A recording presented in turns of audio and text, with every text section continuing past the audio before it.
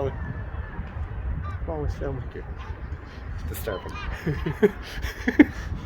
Are you looking for cheaper car insurance? No, good, because that's not what we're about.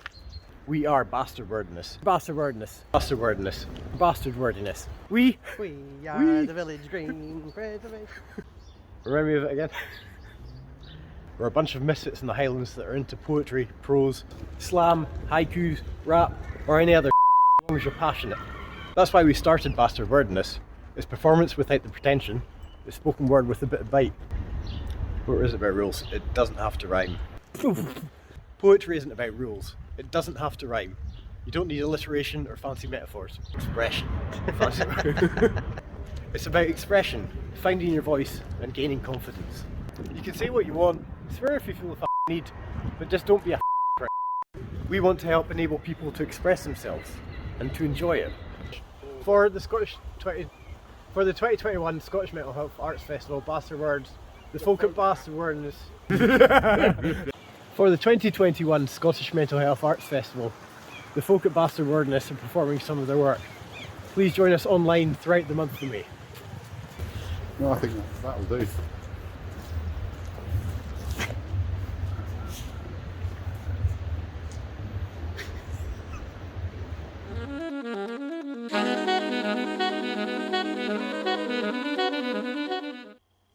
Oh, but I hate doing stuff to camera. I've not even had a drink yet, for goodness sake.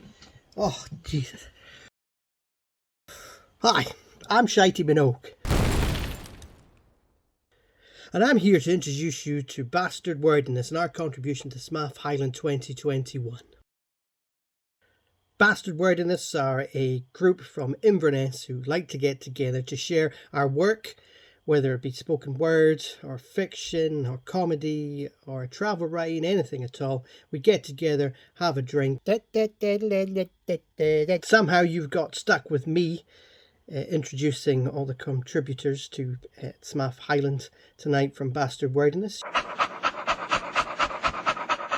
So stay tuned and enjoy all the bits and pieces we have for you tonight on this year's theme of normality. Here's our first contributor. Saw my first concert there. Yeah. The line was packed. It went all the way from the corner there round the side.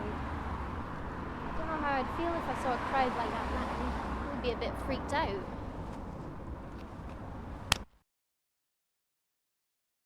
There's these blue beams of paint connecting across the pavement, looping and swirling and drawing constellations in lines of chalk eroded by time and water and the crush of feet outside this place, where cigarette stains your yellow fingers curl tight around the corner of Academy Street. Years of stories built here, made here. It's been pressed into your stony skin. Numbers and letters I don't understand, painted on the concrete outside to guide the hammer of capital. A4, 637 SL, dismantle the culture, let's build a hotel.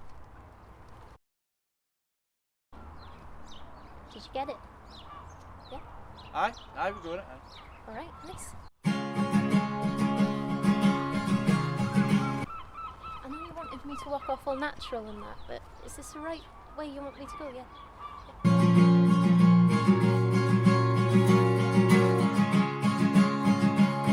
Come on.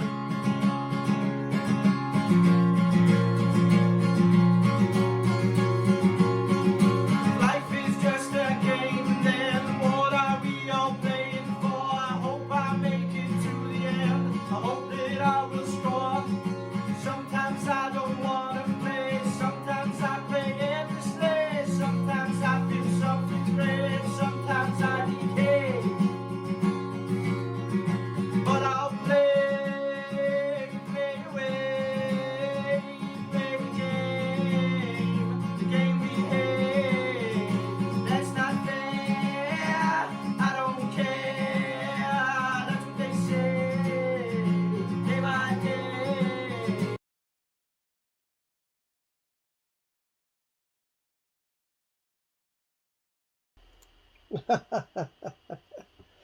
Oh, Jeez, you're back. Oh, what a great start to proceedings that was. Jack MacGregor's film there. A cracker, I'm sure you'll agree. Check out his stuff online. You can't beat it. This year's theme for SMHAF is normality. And you'll hear a lot about that this evening. And I've noticed a lot of people, they've been talking about when can we go back to normal. Who the fuck wants normal anyway? Normal is me having Scott and Co at the door after cash that I've wasted out on the lash instead of on their precious fucking council tax. Normal is me popping happy pills, rooting around under my pallid ginger skin, looking inward for that nice man that'll help me fit right in. Normal is drinking to make new pals, drinking to keep old pals, drinking to remember long deep pals, drinking when you're happy, drinking when you're sad, drinking when you've been good and drinking when you've been not so good. Now we're waiting for the new normal and hoping it's like the old normal, like the old normal was a good normal, a special normal. Sure, we could hug and kiss and hold hands over flat cans greeting about our dead nans, but the world was too hot and had too much plastic in the sea. The suicide rate was through the roof and the Tory government seemed to be bulletproof. Mind Grenfell, mind Windrush, mind selling guns to the bad guys and posh cunts having the right to womanize. Sing all you like about the old normal. I'm advocating for something more special. Let's try harder this time around and make people count more than the pennies and the fucking pounds. I'm no an activist, nor can I be arsed going around to protest. I'm just sick of hearing about normal, when normal was a pure fucking hot mess. But that's just my opinion on normality, I suppose. Let's get on to the next act and see what they've got to say.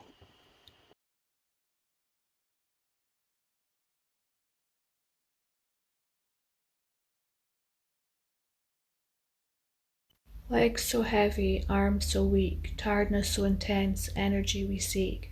Eyes so blurry, brain so foggy, feel so dizzy and so groggy. Fatigue so vicious, body is reeling, nothing can be done to relieve this feeling.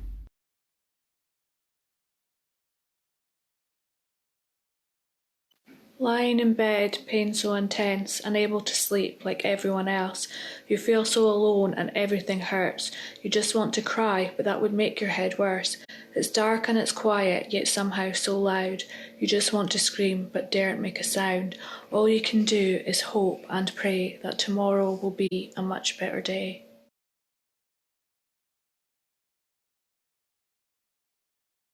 Sometimes, out of nowhere, my eyes fill with tears, my heart starts to hurt, my breath I can't catch. It comes without warning, no particular reason, this overwhelming feeling, this emotion, this sadness, this heartache. Sometimes, out of nowhere, it's all just too much. I can't control it. The tears, they won't stop falling. My heart won't stop aching. I feel broken. I don't think I can go on, but I can, and I do. I put myself back together until the next time, out of nowhere.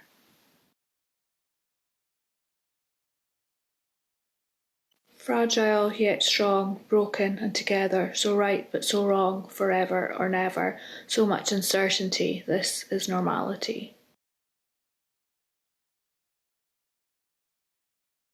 Counting down till bedtime, some days it's all I do. Pain and fatigue so intense, I don't know how I'll make it through. This life can be so hard, symptoms too many to count. Trapped inside this broken body, wishing there was a way out. But there are people who need me, who would miss me if I was gone, and so I must keep fighting. For them I must stay strong.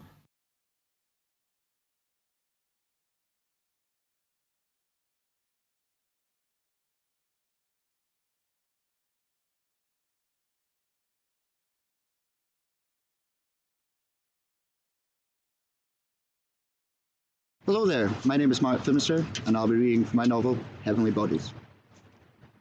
In the days ahead of my father's funeral, I decided to go visit Malcolm Rennie, despite the potential of us coming to blows again. I'd had visions of him kicking off after the service, or passing some snidey comment during the family lineup, and I wished to get in front of that, for myself as much as anything else. I went on a Sunday, the best day for catching him at home, I thought. Despite Jackie saying it was a bad idea, she loaned me the Jeep to drive the 5 miles to the Rennie mansion. It was another sunny April afternoon, and I drove with the windows down, cooling the sweat leaking through my every pore. A better man would be able to convey how scenic the short journey was, but the tension in my arms as I drove with my fists locked tight around the steering wheel prevented any admiration, any fondness for the area I left behind. Yet I still knew how to get there, to the house in which I spent so much time with Danny, growing up. I'd once heard the building was a former dilapidated steading, converted by Malcolm when he and his wife moved to the area, long before we were born. If Malcolm's hotel, the Grand Northern, was a reflection of his personality, obscene in its size and, indeed, its grandness, then the house fared much the same, towering and isolated as it was in the middle of lush, rolling fields. Coming from our side of the village, you would see the rows of trees first, 6 on the left, 7 on the right. Sycamores, which are grown to almost 100 feet tall. Turning up the long driveway, I steeled myself against a tidal wave of memories I knew would come crashing against me. Sunlight dappled through the branches and splayed across the windscreen as I made my approach. Halfway up, on the right, was the tree. Our tree. The one me and Danny used to always sit below for hours, at times, talking, revealing ourselves that bit more to each other, piece by piece. When we knew no one could see us, he'd let himself fall back against my chest, and I put my arms around him and promised him it would all be okay. There was a large gravelled area immediately in front of the house. 2 cars were parked on the left, a large black Mercedes speckled with what appeared to be very old dirt, and a navy Ford Fiesta, a typical runaround, but clean compared to the other. I pulled up at the door, reversed into the right, and pointed the Jeep back towards the road, in case a quick getaway had to be made. I killed the engine and got out, straining my neck to look up at the building's top. I hadn't yet walked towards the steps leading up to the enormous dark wooden door. And then it hit me. The first time I met Reed. Or, rather, when Reed chose to make himself known to me. Around the right side of the house. Danny's 15th birthday. He wasn't out long from his last stint in psychiatric care. And in a few months, as I turned 15 too, I'd watched him plummet further and further until he ended up in the ward again. For reasons I did not know at the time, or were kept from me. The party was his father's idea, of course. A show of strength, for Malcolm's own benefit more than anything. He's fixed this time, he's fixed. Danny neither wanted nor needed the party. He hated being under any kind of spotlight as it was, least of all when he was in such a fragile state. But not so fragile that he didn't beg me to go down from his room and procure us a bottle of vodka from the utility room built on the kitchen side. Against my better judgment, I staked my way through all the revellers downstairs, people from the village, from the hotel, lots of folk, drinking, laughing. Dad and Jackie were around somewhere too, but I didn't spot them. I had my task. When Danny had asked for the vodka, the smile was only one that hadn't been forced that day. I ambled in the kitchen until some people passed, then made my way into the utility room and shut the door behind me. There was another that led outside, but I didn't expect to linger that long. Piled on the floor were multiple crates and bags of booze. So much booze. I never seen them. But I knew what vodka looked like. I reached down into a cardboard box, pulled one out, then tucked it under my jumper. A voice boomed behind me. "What do you think you're doing?" I spun round and was presented with a stocky man in his 40s, dressed in a neat suit. Cheeks flushed red, and with a glare in his eyes I cannot define. A swift panic took hold of me, and I immediately set the vodka back down from where it came. The man grinned. I was only jesting. It's a party after all. I won't tell. His glare softened. "You must be the friend I keep hearing about." "Yes, the one with fire in his belly." "He welcome presence around here, helping Danny Boy back in the straight and narrow path. I haven't done much. Come now, no need for modesty. It's a terrible thing, this depression he suffered. It's caused his father no end of grief. Well, it's been hard for Danny too. Oh, don't get me wrong, the boy is obviously very ill. There's no doubt of that. He reached for an expensive-looking bottle of malt on the counter, set it back down again, and tapped its top. Tell me, son, what do you think will make all this better? What is it Danny Boy really needs? It's the first time anyone had asked for my opinion. I remember considering my words very carefully. He needs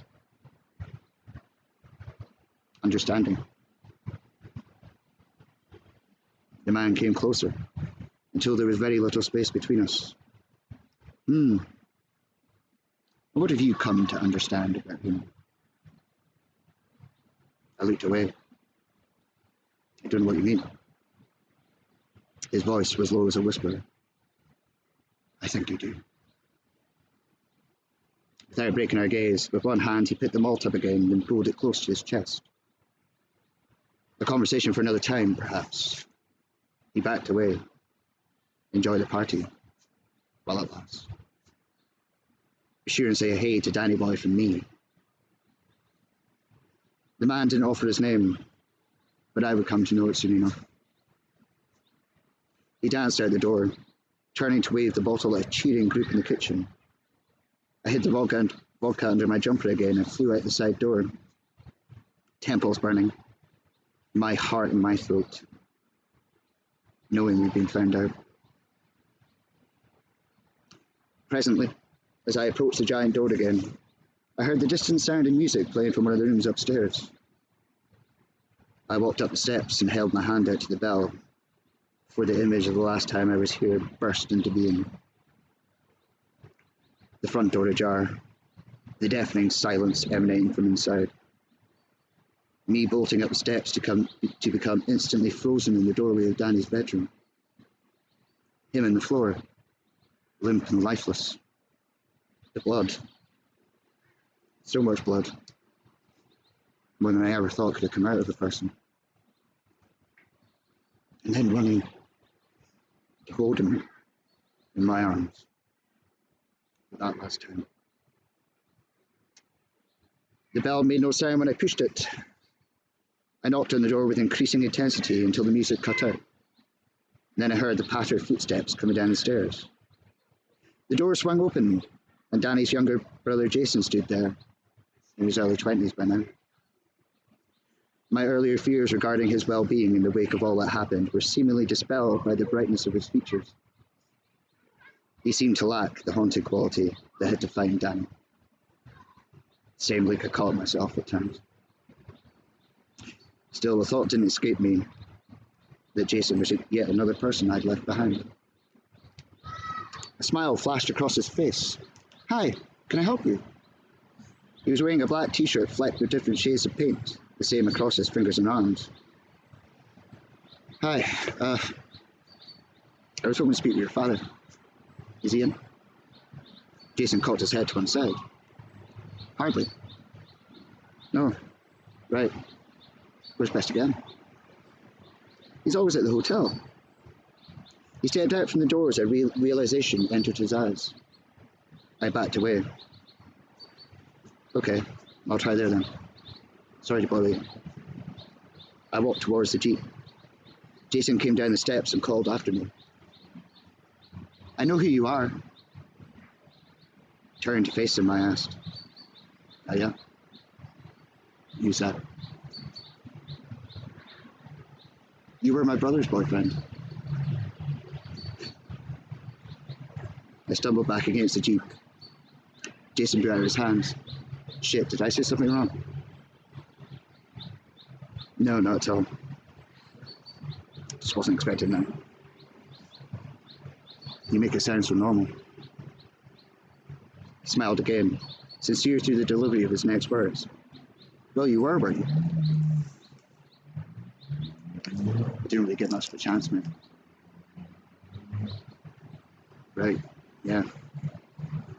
Sorry. He glanced back at the house. Can we talk? If you have the time, I mean. Yeah, I've got time. I attempted a smile of my own. What would you like to talk about? Two wonderful performances there, I'm sure you'll agree. Firstly from Karen Proctor, who was talking about her normality, the reality of living with chronic illness. And then on to Mark Phimister, who has written some beautiful prose regarding a delicate subject. Wonderful performances, so thanks to them for that. But we've reached the point in the evening where we now have to read the obligatory love poem, and this evening I'm afraid to say it's coming from me, Shitey Minogue. So good luck to us all. Shall I compare thee to a munchie box? Thou art more coveted and bursting with delights. You have everything a besotted man could desire, but just seldom gie him the shites. You are the first swig of iron brew in the morning. You are the first fag of the night. You are the Friday night to my Monday squirming, a drunken sausage supper till the very last bite. You put the 10 in tenants. You what made the sangria sing. You put the hot in my hot sauce that soaks my vapid chicken wings. If you were in a bottle, I'd swig you and pay the barman for every single nip. You're exotic like a Coke in Malibu and fancy like a cheeky crinkle cut chip. Monday comes and I'm left bereft, missing my favourite vice. Sitting at work a victim of theft, longing for my weekend's fool's paradise.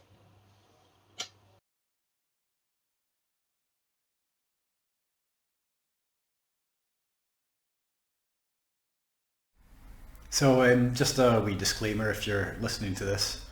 My ones are quite, well, one of mine's a bit sweary, so if you're watching this on a laptop or something and you've got little kids around, it's probably maybe worth pausing it or muting me or come back to it later.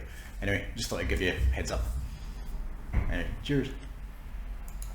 Hello, so I'm Pete and I'm part of the group Master Wordiness. We're doing a couple of poems on normality, and I was trying to think about, well, the whole theme of the festival is, do we want to go back to the old normality? So I was trying to figure out what to write or what to put forward. So one of them, I think the best thing is kind of flagging stuff that isn't really normal and we don't really want to go back to it. So I've done two. The first one's called, I don't know what it's called, it's just a mess of government, I guess. Okay, but here we go. Brexit means Brexit, we were forcefully told in the strong and stable voice. It very quickly got fucking old. The embalmed ghost of Anne Widdecombe shouldn't have even been PM, but it wasn't time for the Tory statistic Boris into number 10. The Maybot 5000 was ineffective and fiscally defunct. Something rhymes with Jeremy Hunt. It's pretty common with the Tories just to laugh at their composition, assume the right of touch ignorance is a stereotypical disposition. Rees-Mogg is from a Cluedo box, Boris bumbles his way through, Maybot danced like a sick gazelle. All these things seem true. The issue with this whimsification about these people that lead our nation is through the fascination of these caricatures above their station, we're distracted from the realisation that these people are responsible for the gentrification and subsequent alienation, and they're fully aware of what they're doing, and their tomfoolery is a fucking smokescreen. When ham-faced Gammon Cameron screwed himself over the second referendum, he didn't think that greater mess than a pig's head covered in mustard. But he must have blushed after he gushed because we ended up for a bit with May. She stood down a couple of years ago in tears, but don't feel sorry for her, eh? Don't forget her achievements when sitting in an office in Whitehall. Her recent Brexit omnishambles wasn't her first rodeo at all. The monster lost a dossier back in 2014. That's 114 pages of child abuse and government gone again, never to be seen. There's 7 more of her achievements that should have made you step back and think, here, why is she fucking Prime Minister wrapped in a fucking Union Jack? She championed the Snoopers Charter, causing quite a little furore. She wanted to read all your emails, a la Orwell's 1984. So it nearly went ahead and she tried to force it through, but in the end she couldn't do that, and that was thanks to the EU. A refugee and immigration policy left me with equal disgust, restricting asylum intake numbers. Oh, and let's not forget Windrush. Oh yeah, she drove around in a triangular van with a poster all in black, with a slogan UKIP would have been proud of, go home, send them back. So how the fuck did this goblin cunt become leader of the UK? With the support of the flat earth anti-vaxxers, that's right, the DUP. It's a post-pandemic outbreak now, and what have we achieved? No more than we really should have logically believed. The inevitable Boris has risen and is running the show. Now with the cabinet that's killed Sat are dead, we've sunk to an absolute new low. The Get Brexit Done election made for an atom of fun. We're not in the EU now, which I'm sad of, man.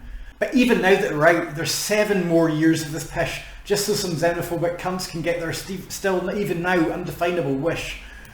So what do we do now with this catastrophic eating mess? I've taken some time to ponder this and to risk assess.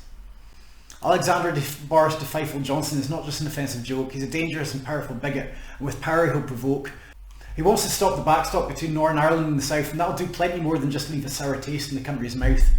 Apart from all the troubles and the obvious diplomacy disasters, I'll tell you something the little Englanders won't laugh for. Forget about your blue passports now being made in France. There's something blue more important to you so you can do your horizontal dance. See, the Republic makes something too to get your bits to stir like Niagara. Did you know they're the world's only manufacturers of Viagra? So listen all you Brexiteers, you need the damn backstop, as otherwise your Asian folks will end up with a flaccid wee cock.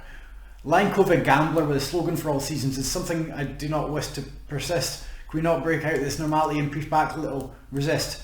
Can we take notice of the 128,000 bodies and maybe start to think this is a little bit shoddy as this liar continues to stoke the fire of hate and prejudice and mistrust and division as he masquerades in television. He's not the funny man from Have I Got News For You. He's a dangerous posh boy and he doesn't care about me or you. Stay home, save lives, clap for the NHS, but don't give him a pay rise. He's a racist little thunder cunt and a parasitic man. I'd steer away from ad hominem, but his face is made of ham. Sorry, that was a little bit sweary. Anyway, thank you.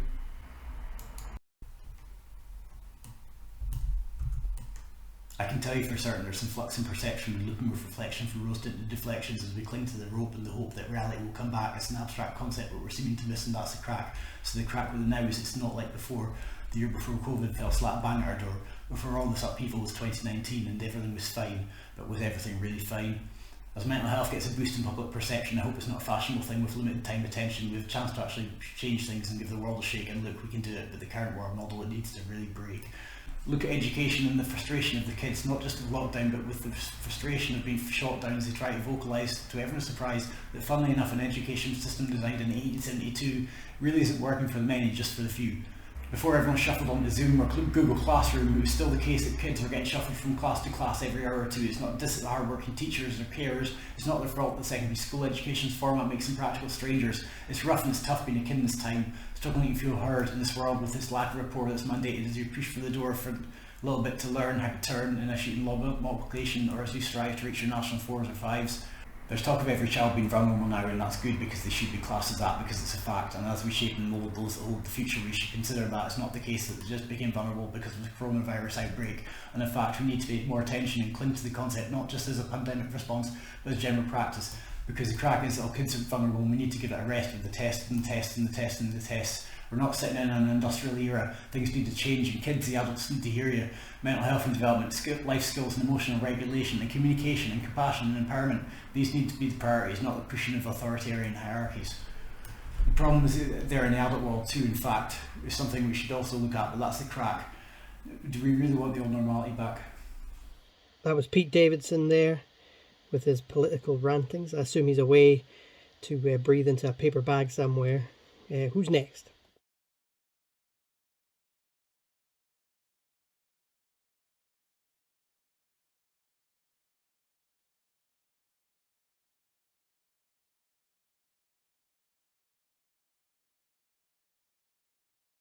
Hi, this is a short poem. It's called Alone. The room is full of people, but I am here alone. There is no one beside me. Perhaps I should go home. I speak, but they don't hear me. They talk amongst themselves. I may as well be quiet and stay here on the shelf. They look, but they don't see me. Their eyes just look right through me. I may as well not be here. Perhaps I will go home. I reach out, but I can't touch them. Their bodies pass right through me. It seems that I am not here, and I do not exist.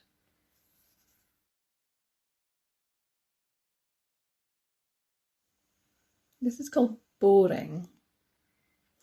I think I must be boring. No one wants to talk to me. They smile and say, "How are you?" and then they leave me be. They think that I'm unsociable, but it's just that I'm shy. I'm scared that they won't like me, and so I do not try. I stay at home all by myself.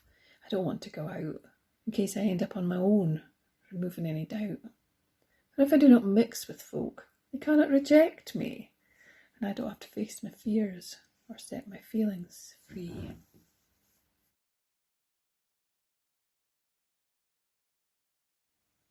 Hey, this is called New Normal. How did you cope during lockdown? What did you do with your days? Did you do all your regular things or wander around in a daze? Did you find yourself a new normal, or were things the same as before? Did you work from home now that COVID meant you stayed behind your closed door? Did you exercise once a day, go out with the dog for a walk? Did you keep 2 meters from strangers and no longer stop just to talk? Did you do your shopping online? Were you living life on the edge, pacing all day in your kitchen while somebody else picked your veg? Was your hair much longer than usual because you could not get it cut when hairdressing salons and barbers were told that they had to stay shut? Did you live inside a wee bubble? Did you get to see family? Or were you just shielding from others until we were pandemic free? Did you spend all day in pyjamas, not bothered about getting dressed? Did you think it not worth the effort? Did thinking of it make you stressed? Were you all alone? Were you lonely? Did you believe nobody cared? Did you watch folk out of your window and wonder if they too were scared? Did you wish that it was all over? Wish life was like it used to be, when you could do just what you wanted and see who you wanted to see? Or is this how it's always been? Was your life always this way? Stuck in the house on your own with no one to talk to all day? Is your life a permanent struggle? Is all of this normal for you? Are you glad to know that now more folk can see things from your point of view? One day all of this will be over, but our lives will not be the same, for dealing with this world pandemic has changed all the rules of the game. So we'll have to find a new normal. No more will things be as before. We'll all have to deal with the changes that COVID has brought to our doors.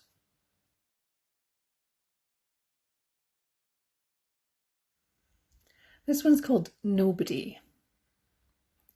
If nobody hears what I'm saying and nobody seems to care, is it because they're not listening? Or is it because I'm not there? If they pass me by without touching, heads held up high in the air, is it because they don't know me? Or is it because I'm not there? If they look my way but straight through me, as off in the distance they stare, is it because they don't see me? Or is it because I'm not there? I stand in a room full of people and nobody looks at me. Nobody talks to me. Nobody cares. Nobody seems to see. It seems that I really am no one. It seems that there's no one to care, and nobody sees me or hears me because I am not really there.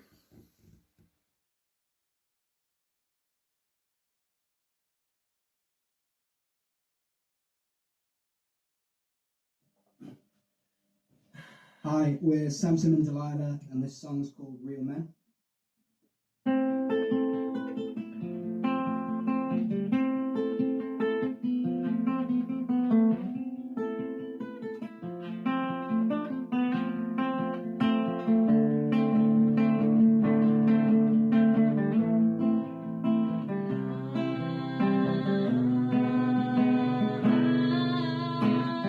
Real men don't have the heart to be defective. Fake shells like gold leaves in a strong wind. Take your medicine and be strong like a mountain. I still can't escape the sense that I'm a tin man. Oh yes, I'm made of imperfection, and I feel so judged. I can't deal with self-reflection, so just punch, punch, punch, punch, punch, punch, punch, punch, punch.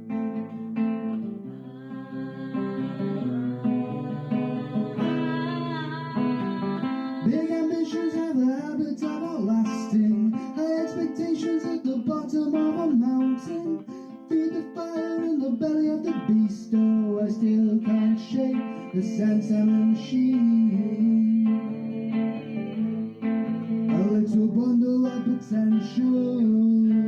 Oh, how'd it go so wrong? But just don't get sentimental. It's just the drugs we're on.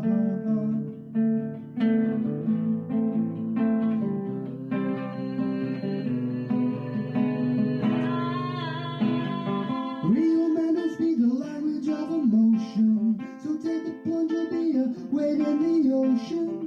Can a straw man make a ripple in the sea? Oh, I still can't shake the sense I'm a machine. Oh yes, I'm made of imperfection, and I feel so judged. I can't deal with self-reflection, so just punch, punch, punch, punch, punch.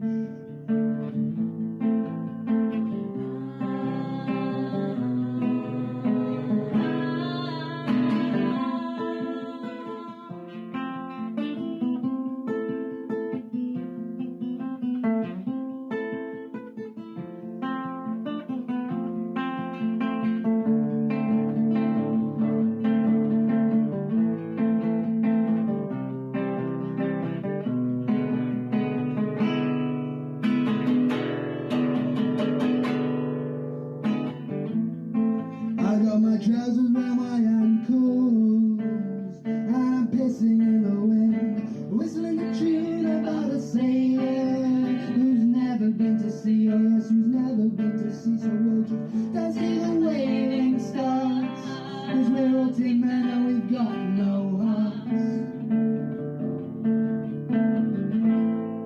Oh yes, we're all just little tin men, and we've got no hearts.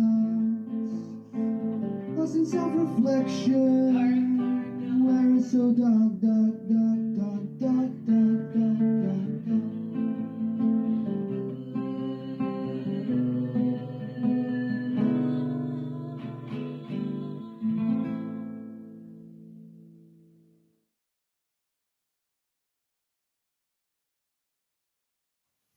How's your mental health? I've not been able to visit my home country in 2 years. The last time my parents saw me, I was pregnant with a child who I since miscarried. Received delayed treatment because they didn't take me seriously. Is it because I'm foreign? Is it xenophobia? I almost died in a house fire. And now my title, once Miss, has since become Mrs. My wedding guest list had only 2 names on it. But my father didn't walk me down the aisle. The last time I've been home, my brother was a free man, now jailed. I'm juggling between being a full-time mom, A full-time student. and a full-time wife. I don't have space to be a full-time person. It's been a year since I had a face-to-face conversation in my native language. I shout down the phone that I'm dying for a pint in a beer garden on a sunny day. I'm still breastfeeding and pregnant again. The doors are closed and there's no such thing as a whole day of sunshine. So, how is your mental health? I've been to insanity and back, and all my companions are now ghosts. Cabin crew on a ship of fools. I'm stranded on an island far out to sea, and the last time I saw him, I was a child who has since grown and made mistakes and had children of his own. I still want to feel young and irresponsible, so I channel these angels and demons into self-expression and self-destruction and rebirth. Not being able to visit my grandmother in the home where they plied her with sherry. She died at a distance, and only after were we allowed to see the box that she had become. I want to tell them how I almost died in a house fire, and that my title Mister has since become Doctor. My hands bound and burned and useless are now healed. But my wedding guest list had only 2 names on it, and that my family can't see my firstborn son. The last time I was home, my friends were still here. I was with a woman long since gone, with no sense of direction. I'm now juggling between being a full-time father and a full-time job. I have no space to be a full-time person. And I still have bad dreams. It's been 3 years since I've had a face-to-face conversation with my childhood friends. I've been isolated and targeted and victimised. All the while looking after an infant night and day and doing my job in those moments that I can find in the margins. Still delivering, fighting for a place in the hierarchy of an institution that I no longer want to be a part of. But I have a healthy son, So it doesn't count. Have a title, so it doesn't count. Survive the fire, so it doesn't count. Can talk on the phone, so it does not count. not furloughed so it doesn't count, surplus to requirements. Being mentally healthy is being part of a support network, being with your loved ones when you need them. A quiet pint in a beer garden on a sunny day. A heartfelt conversation. Every once in a while. Making these earthen jars. We are pregnant again. The gates of hope are open. But we can't pass through. There's no such thing as a whole day of rest. No such thing as respite or helping hands. I have never thought of anguish and grief and turmoil as anything to do with mental illness. They are a reaction to the terrible things that happen to us all. And that we must live through. When things get bad, we need help.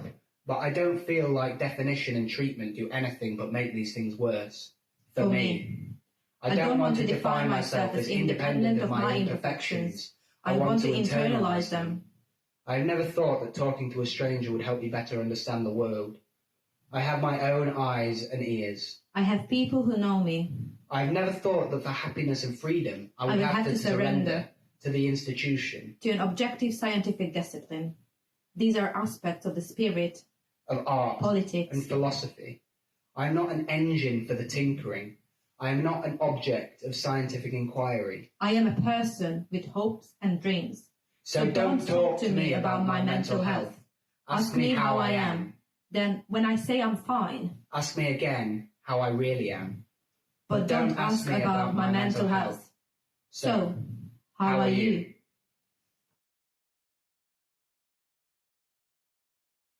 Not a couple of belting performances there. You've just seen Samson and Delilah with a poem and a song regarding the stuff they've been up to during lockdown, which seems to has kept them pretty busy. And then before that, Sandra Proctor, who is always performing with us at Bastard Wordiness, and her work is always well received. Talking about normality, the theme of SMHAF this year.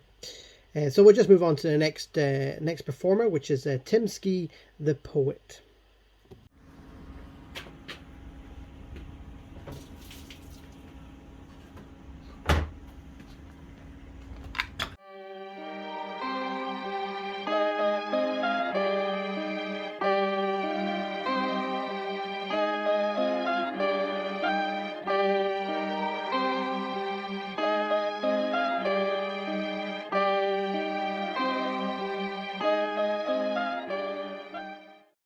Hello, Earthlings. Timski, the so-called poet. The theme of this year's Scottish Mental Health Arts Festival is normality, ? So these three poems are kind of my take on that. The first two, the first one is what I foresaw at the beginning of lockdown. The second one is my revision of that halfway through the second lockdown, and the last one is a possibility for the future. So this first one is called Stay Put. Stay at home and save lives unless you need to leave the house to exercise, to do the shopping or walk the dog, or you've simply run out of things to blog. Stay at home if you want to survive unless you feel the need to drive out of the plague-ridden metropolis to a second home near Inverness in your Range Rover full of wines and cheeses, towing a trailer with your brand new freezer. Stay at home even if you're on your own, because you could still become a phenomenon on YouTube, Instagram, TikTok or Twitter by doing something unusual with garish glitter. Stay at home, protect the NHS from any other kind of illness, don't bother your dentist or GP, or God forbid go to A&E. The public are not the priority in this public health emergency. Stay at home, keep yourself to yourself to try and defer your own untimely death. Don't venture out unless you really feel the need to race along unpoliced back roads at breakneck speed. Stay at home and order takeaways, no matter what anyone who's worked there says. Restaurant kitchens are scrupulously clean, producing nothing but the finest cuisine. And so kebab or curry or pizza or chips are unlikely to hasten your own apocalypse. Stay at home and do some DIY, just try to avoid electrocution or a scalp in the eye, as we need to keep the NHS insulated from anything not coronavirus related. Stay at home and shop online. The bank's increased my overdraft, so it's fine. And since when is buying shite a crime? The hauliers have even been given extra time to pick up the stuff from the factory in China and drive it round the world and up here to mine. Stay at home, and if you're lucky enough to have one, you can spend all that free time in the garden, raking the gravel surrounding the house and weeding the slabs that replaced the grass. Stay at home and read some books, bake some cakes, or improve your looks by photoshopping your facial features and sharing the results on social media. Or in rubber gloves and scarf and hoodie, show off your homemade PPE. Stay at home and support the economy by officially doing nothing indefinitely on furlough for the sake of the company enjoying temporarily delayed redundancy. Stay at home and educate the kids, playing frisbee with yoghurt pot lids, letting them loose with crayons on the walls, they really need repainted anyway, teaching them to juggle odd-shaped balls, or sending them outside all day to play. Stay at home and just be patient. In time this confinement will end, and none of this will have been in vain if we can just get back to fucking things up all over again. Stay sane, stay cool, stay, sit, good boy, good girl.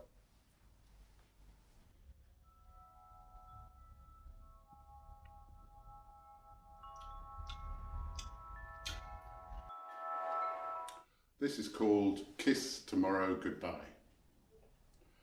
The law will prohibit hugging unless with consenting trees, and affection will have to be shown without any proximity. Pecking friends and family upon their proffered cheeks will no longer be de rigueur, as it was for the French and the Greeks. No more manly handshakes or consoling arms when in distress. A waiver will have to be signed for a cuddle or caress. No more milling about en masse in markets, fairs and parks. You must now keep your distance, at least till after dark. Say farewell to clubbing and meeting up in bars, although it will just carry on in the woods at night in cars. Humans are incorrigibly inclined to flirt with danger by indiscriminately embracing total strangers. No more sporting crowds and no more congregations. Be like your god or gods and remain in isolation. No more scrums in rugby or the first day of the sales. No more summer festivals or holidays in Wales or Scotland, Ireland, Europe, Sweden or Nepal. In fact, no foreign travel anywhere at all. No more public transport packed in like human beings or crammed into jet aircraft like aeronautical sardines. Future travel will have to be, though it drive us all demented, by skateboard, bike or EPV until jetpacks are invented.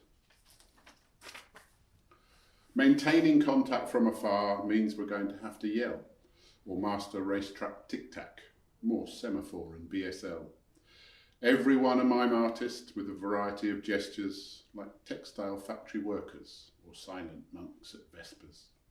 For medical and dental needs, we'll all be DIYers, pulling out teeth and tumours with screwdrivers and pliers. No more cash or cards, no need to forget your PIN. Like spuds and cats and dogs, will be chipped under the skin. Scanned by thermal sensors, tracked by apps on our phones, under constant surveillance and followed around by drones.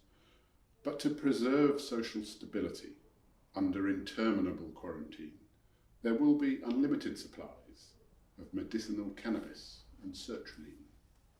We cannot escape our future, however hard we try. So instead of one another, let's just kiss ourselves goodbye.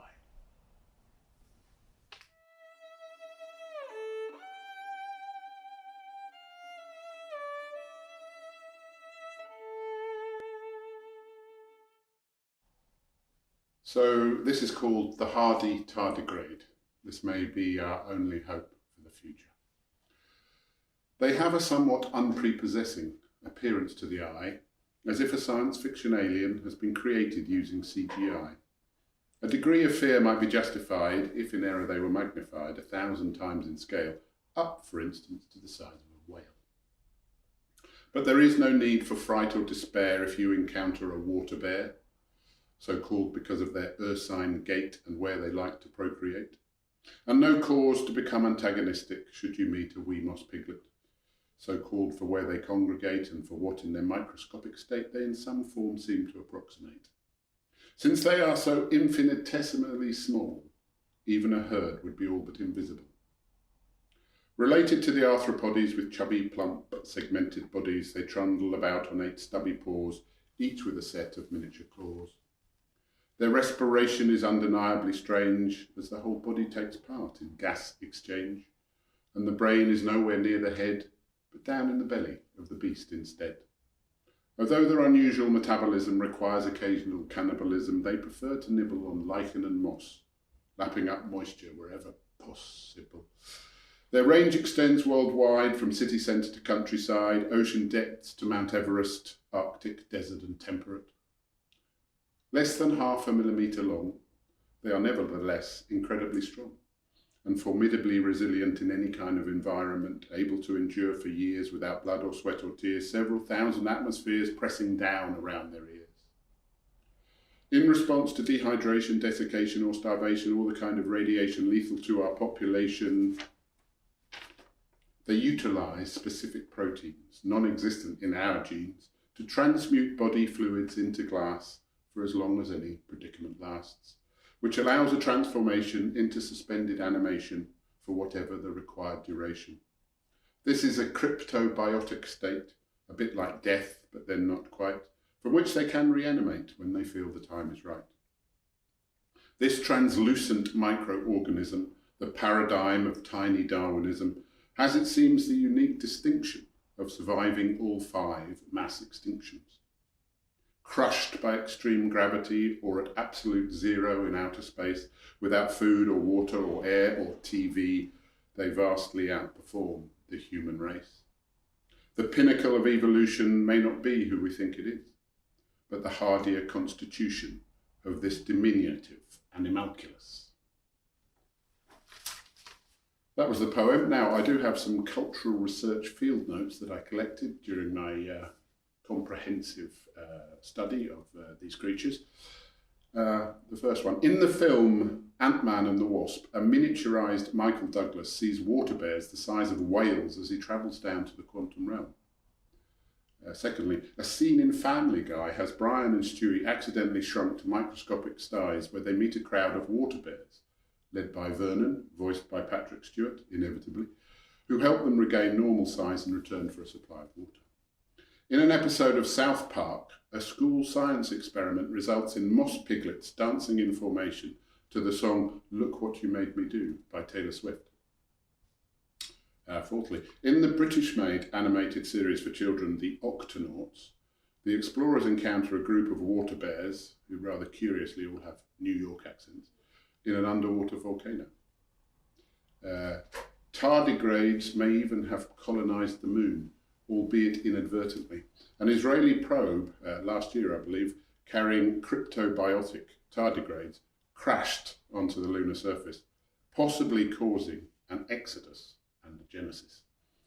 And in 2017, the British prog rock supergroup, the Mute Gods, yeah, I'd never heard of them either, released an album entitled Tardigrades Will Inherit the Earth.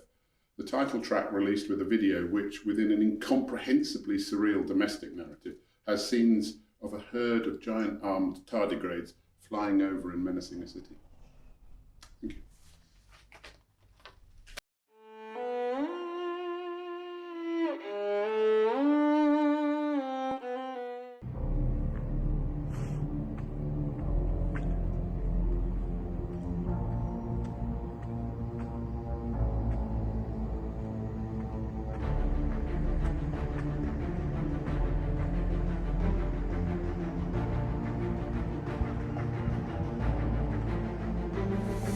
Condition to think I should take out a loan. Condition to think I should upgrade my phone. Condition to shop for the latest settee. Condition to thinking that my telly's too wee. Condition to thinking that my life's a disaster. If my car isn't this year's and Disney go faster. Condition to think I should drink the right lager. Wear new Armani and walk with a swagger. Condition to thinking it's a novel idea to drive 20 miles and shop at IKEA. Condition to sleep in an Ottoman bed. Condition to thinking in yellow and red. Condition to set my alarm at 7. Condition to thinking that my day is a given. Condition to sit down and look at a screen. and punch in some numbers and know what they mean. Conditioned to thinking in plans and logistics, conditioned to thinking in graphs and statistics, conditioned to graze in the field of heuristics and model new concepts and characteristics, conditioned to mistrust the Chinese and Japs, conditioned to fear a financial collapse, conditioned to thinking there's countries and borders, conditioned to fall in and follow the orders, conditioned to march to the back of a sergeant, conditioned to think I need penis enlargement, conditioned to thinking my jawline's too slack, conditioned to thinking I need a face pack, conditioned to thinking I need a beautician to tone my condition and wax front and back, scoosh out my colon and polish my crack, spruce up my pubes and varnish my sack, conditioned to thinking there's a heaven and hell, conditioned to thinking I should punish myself, conditioned to thinking I should go out again, to drink and get blue or to blot out the pain, conditioned to thinking my language is slang, conditioned to thinking my words are orang, conditioned to thinking that the toffs are superior,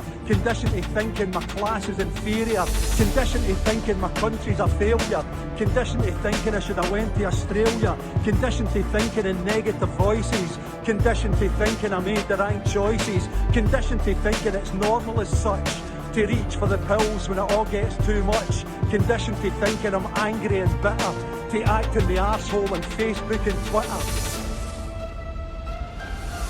conditioned to treat other drivers with scorn, to give them the finger and toot in my horn, conditioned to drive home and look at a screen, conditioned to watching Hungarian porn, conditioned to think I should eat a chow mein, conditioned to think I should put some cocaine, conditioned to thinking I'm empty inside, conditioned to thinking there's somebody to blame, conditioned to thinking there's somewhere to be, conditioned to thinking there's something to see, conditioned to think I'm stood in the brink, but some other fucker keeps shaking my tree, conditioned to thinking, conditional thinking, conditioned to thinking there's nobody like me, there's nobody like me.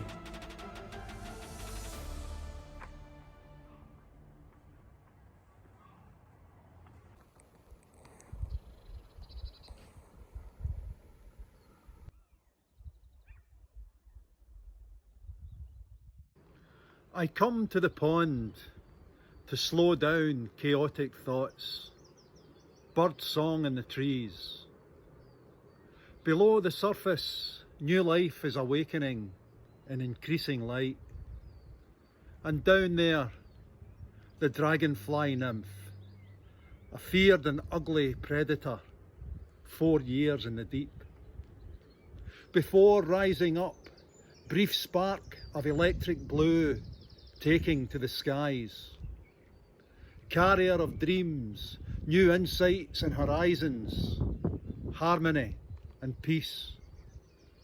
And here at the pond, each breath a meditation, each a letting go.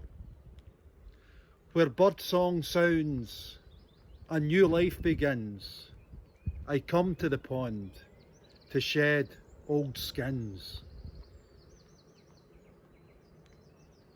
Depression is a cruel jailer, mocking our failings, holding us hostage to imagined catastrophes, blinding our eyes with acid reminders of futility, until beating us down offers remission in a terrifying nihilism. But this isn't you, and this isn't me. Only a monster made frae parts of some haunted past or troubled present. Primal fears stepping back to our first footprint in the world. Fight or flight, black or white, dark and light, altering neurochemistry. Nae prison has an easy escape route, but with one small step of admission, with strength in numbers, even if they are small, and with self-compassion, we can serve out our sentence and even forgive our jailer as we walk tentatively from the gate. Drawn to the brink of storm-battered crags, to Europe's last outpost before Atlantic desolation, stalked by black ravens of memory and thought, it felt like Mangersta could lift you up, or drag you to its terrifying depths, as the white fulmar passed, a fleeting emissary of hope. We found the primitive bothy perched on its ledge, like some monastic cell, where internal struggles had been wrought out at the world's edge, invading its dying care with the warmth of our stove, the aroma of hot sweet tea and frying square slice. On the road back, the eagle hung on the January winds. Behind me, Mangersta. Before me, another day. What'll you do when normality comes? Will you march down the street with the pipes and the drums? Will you sing at a concert or dance at a rave? Will you drive to the ocean just to surf on a wave? Will you go for a meal with the friends that you know? Will you strike out and tick off that final Monroe? Will you jump in a train up to Malligar just to live for a day like the Lords of the Isles? Will you stop to reflect in some old pilgrim way? Will you swim with the dolphins in Cromarty Bay? Will you sit in a field in a fine starry night? Will you dive with the osprey? Will you soar with the kite? Will you go for a stroll in the far rolling braes? Will you lie on a beach just to soak up the rays? Will you play your own songs in an open mic scene? Will you go watch the stars in the silvery screen? Will you look at your sun hat and then pack your case? Will you easy jet out to some faraway place? Will you sip at a cocktail or a freezing cold lager? Will you club in Ibiza? Will you party in Maga? Will you go to the game on a Saturday at 3 just to hurl abuse at inept referees? Will you hammer some slammers when you're out for a drink? Will you throw up in a doorway? Will you piss in a sink? Or in some mad procession go taking the lead with a traffic cone balanced on the top of your head? Will you go up to a bouncer and give them a hug? Will you try to feed chips to a policeman's dog? Will you talk to a lamppost? Will you sing in the night? Will you wince for the dullion you got in a fight? Will you wake up with your head like the hammers of hell, feeling like dog shit and blaming yourself? Then go for some air and a stroll in the park, wonder no about this normality lark, as you head down the road and you see it's the same with beggars in doorways and wains in the game. Will you get asked for spare change and look at your shoes, past food banks and chemists with methadone queues, or by the night shelter and down past the bit where somebody cooked up their last fatal hit? Or round the back lane at the foot of the hill where the young lassie died as she slept on a grill? Then out to the street in the bright shining lights with its bistros and bars and dining delights. Will you slake off your guilt with a thimble-sized coffee? Will you squeeze in a tiramisu or banoffee? Will you sleep a lot better now the world's back in track? Will you wake up and be happy the good times are back? Will you bite in your tongue? Will you bump in your gums? What will you do when normality comes?